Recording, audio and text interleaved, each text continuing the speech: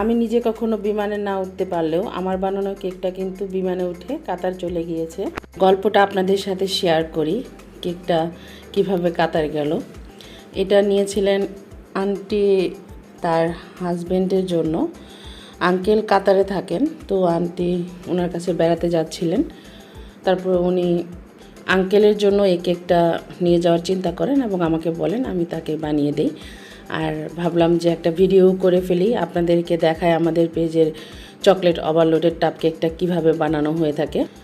এই চকলেট ওভারলোডের টাপ কেকটা এত বেশি ইয়াম, এত চকলেটি যে শুধু চকলেট লাভাররা না, যে কারোরই খুব বেশি পছন্দ হবে।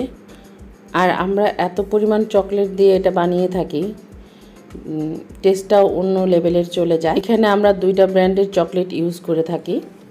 আর ভাইরে ভাই, এই গার্নাশটার কথা কি বলবো, এটা এত বেশি ইয়ামি আর অনেক বেশি পরিমাণ দেওয়া হয়ে থাকে। আমাদের ওভারলোডের টাপ কেকের ওয়েট কিন্তু অন্যান্য পেজের কেকের থেকে বেশি হয়। আমাদের কেকগুলোর ওয়েট সবসময়ই বেশি হয়, কারণ অনেক পরিমাণ চকলেট ব্যবহার করা হয়, কোনো ধরনের সুগার সিরাপ ব্যবহার করা হয় না, এবং ক্রিমেও কোনো ধরনের সুগার ব্যবহার করা হয় না, আইসিং সুগার ব্যবহার করা হয় না। ক্রিমটাও তৈরি করা হয় চকলেট দিয়ে।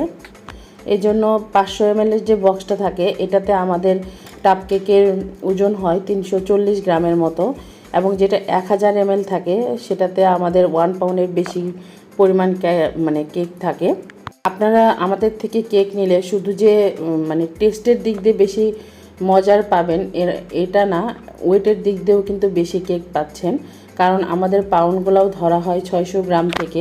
আপনারা কিন্তু এই টাপ কেকগুলোকেও কাস্টমাইজ করে নিতে পারবেন, যেমন হ্যাপি বার্থডে টপার লাগায় নিতে পারবেন, বা অন্য কোনো কাস্টমাইজেশন থাকলে সেগুলোও করিয়ে নিতে পারবেন। তো জলদি জলদি অর্ডার করতে আমাদের পেজে নক করেন বা হোয়াটসঅ্যাপ নাম্বারে নক করতে পারেন। যে কোনো কাস্টমাইজ বার্থডে কেকের সাথে ফন্ডেন্টের কাস্টমাইজ কেক, টাপ cake, dream cake, cakesicle, cake pops, donut সব পেয়ে যাবেন।